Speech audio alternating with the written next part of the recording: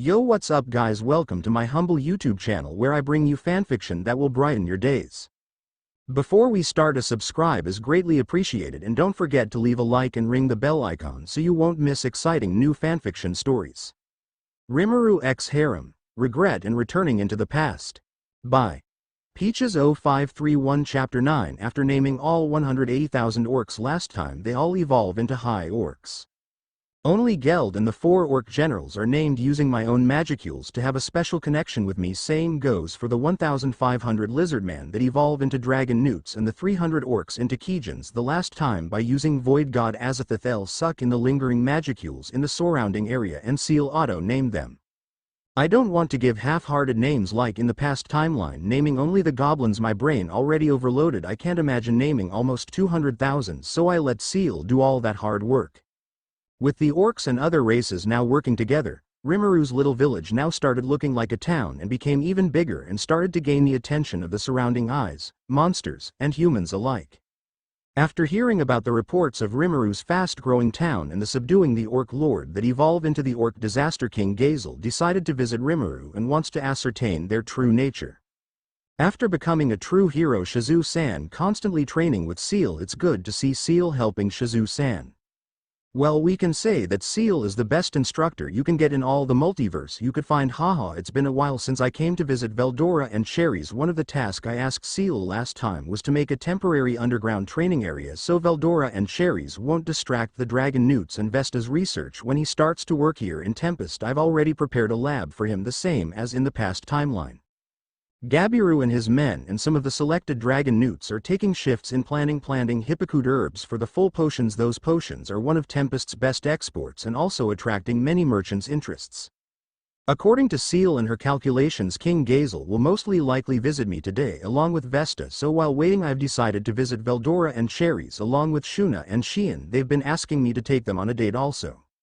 I don't know if it was just me overthinking about it after Seal started to gain and show emotions when we got back in this past new timeline. After we got back from the war between the orcs, she's been telling different kinds of stories, like how we got on a date, sleeping together, and mostly of our activities when we're together with Shizu-san.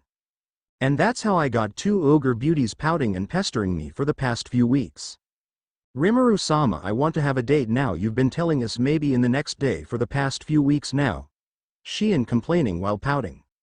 Maybe Rimuru-sama doesn't want to go a date with me, said Shuna, having dead eyes. Actually, I could have just bring them to a date after they started asking me, but saying them this lively brings back a lot of memories. Chuckles. What's this? Rimuru-sama, did you just chuckle just now? You're not trying to joke about going on a date with us today, right? Said Shion and started leaning and stared on my eyes while both her hands are on her waist. I guess I'll go see the goblinas and help weaving the clothes, said Shuna while having a sad face. Here, Rimuru-sama, I know it's a lot. You can share it with some of our subordinates if you can't finish it all. I specially made these bento for today. I thought we can have a picnic date, but I guess Rimuru-sama is busy and we understand, said Shuna while seriously about to break into tears while handing me the bentos. I think I'll stop teasing them. I actually plan to spend this day with them before King Gazel arrive later in the afternoon. This too have been the closest girls with me in the past timeline, except for Seal. Of course, the Shion have been openly telling me any her feelings, while Shuna was telling me about her through actions and her active concerns towards me. This time I will return those feelings. I promise that I will make all of my subordinates happy. I won't let the same thing happen like in the past timeline ever again. I will get the missing page and I will give it my all to make a new world with infinite life and happiness. Keep it, and you two wait for me here. Okay, I'll be back in a few minutes. I just need to give something to our subordinates. I slowly pushed the bento towards Shuna and hugged her. Don't cry, I was just teasing you. I can't get enough saying that cute face of yours. Our Rimuru-sama, the bee bento. Shuna was flustered and as red as a tomato. Unfair, said Shion while pouting and turning her back against me and Shuna and seated herself on a boulder. I came closer to her and started giving her head pats, knowing Shion just like that her old carefree self is back. Yush, wait for me here. Okay, I will be back. After that I teleported to the underground cave.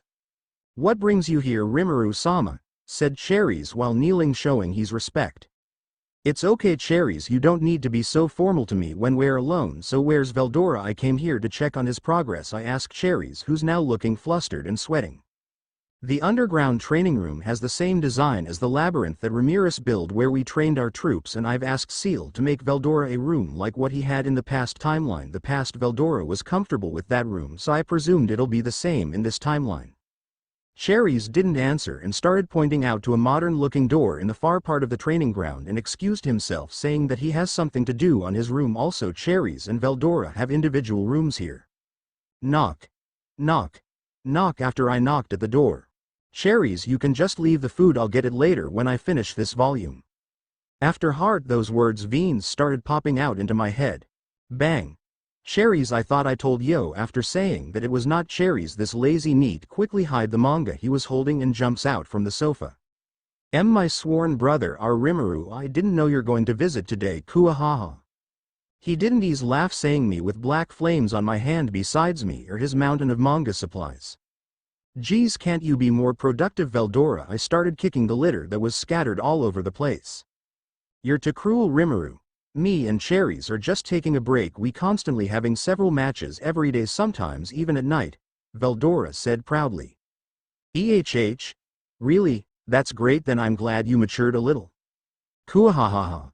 I can do anything, Rimuru. I actually came here to ask you about your older sister Velgrund, and why is she so obsessed with Emperor Rudra?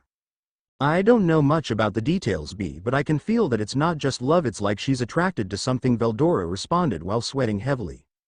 Poor guy, knowing how he got those Spartan-like discipline from his sisters, so Seal was right that Justice King Michael might have something to do with the missing page of Akashic records. Not only Velda, that confirms Ciel's theory that Velgrund will not be as die-hard as she was like in the past timeline to Rudra, falling over and over for him in multiple reincarnations. She's actually attracted to the presence of Veldanava through Justice King Michael.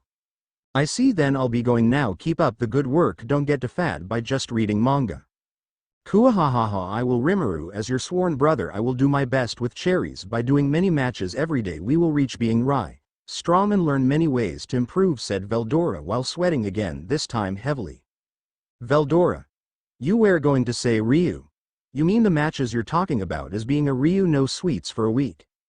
But Rimuru, it was just no buts. I walk out of the room and teleported back to where Shuna and Shion is. That old man, I'll really work you hard till you passed out when I get Ramirez. After arriving at Shuna and Shion, I've teleported the three of us in the stiff cliff that has the view of the town. We ate Shuna's bento and they started to fight over me like in the past, but not in my slime form. After going back here I got used to using my human form and being all species and all, ha ha ha. I missed this days and I'm just glad to experience the ruckos this two are doing when it comes to me after staying there for more than 2 hours. Rimuru-sama, multiple Pegasus with knights riding them are coming our way, said Sue. I'm on my way, and don't engage their allies. Yes, Rimuru-sama. I then teleported to an open field waiting for King Gazel. Shuna parted ways and go to see the cloth-making group while Shion was insisting to come with me. She got a thought communication from Seal.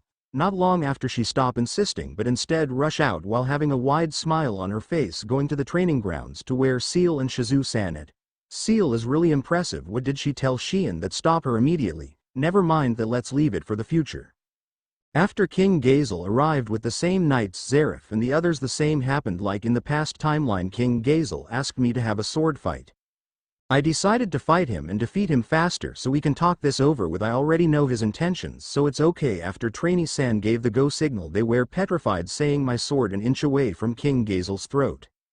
We had the same events after I defeated him, but now Vesta was the one to ask me that he wants to transfer here in Tempest, and I know that's what King Gazel's intention for bringing him here. I accepted Vesta. After that, King Gazel asked me to enter a diplomatic relationship with his nation. Of course I'm agreeing. My plan is to coexist with humans. After all, it's needed if I want to build a peaceful and world full of smiles.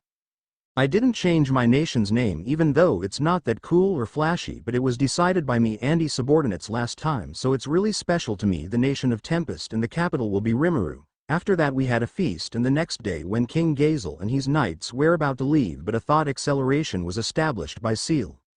Less than master, greater than what is it, Seal? Less than a catastrophe class individual is approaching master in a really fast speed, 5 seconds until collision, greater than.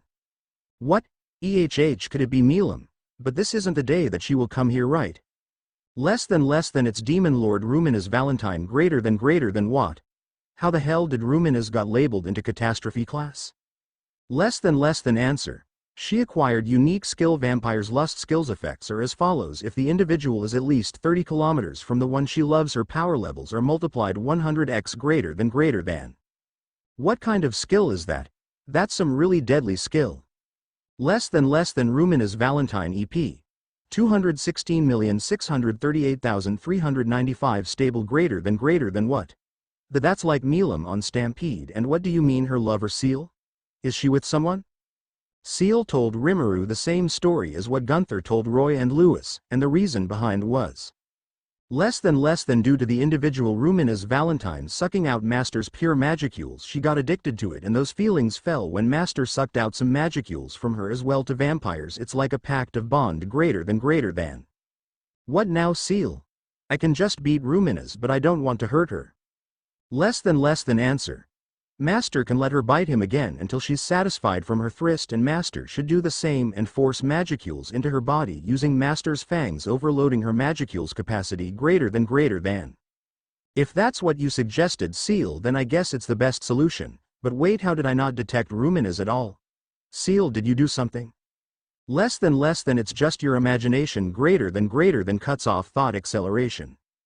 I casted a barrier as strong as Castle Guard around King Gazel and his men, and also made a little change in it. I also casted anti-hearing so they won't get any information because they don't know that Luminus is actually God Luminus. After that I prepared to block Luminus, and it all happened so fast. Darling, I can't hold it anymore, shouted Luminus while her pupils are heart-shaped. She collided directly at me. After the dust started to clear out, you can see Luminus hugging me tightly and using her two white fangs started sucking on my neck while closing her eyes slowly. After about a minute I hugged her tightly and bared my fangs onto her neck, inserting magicules. She started moaning. Drools of saliva are coming out from where she was biting. Ah.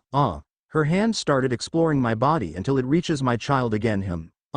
She started to do an upward and down motion even when I still have my clothes on. I instinctively opened my wings and we started to levitate above human height.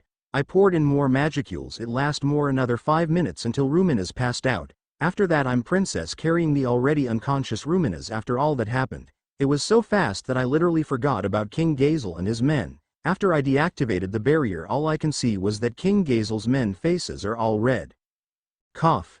I won't ask what happened, saying of what you did. She must be your concubine. We will take our leave first. Rimuru. Yo, King Gazel said that couldn't make eye contact with me. He rushed onto his mound with his knights and they leave. Ah. It was a big misunderstanding, I shouted while blushing. I didn't know of what to do of Luminus for now because she's unconscious. I can only wait. And thinking about the other catastrophe that's about to come in a few days, I don't know if I'll have peace again.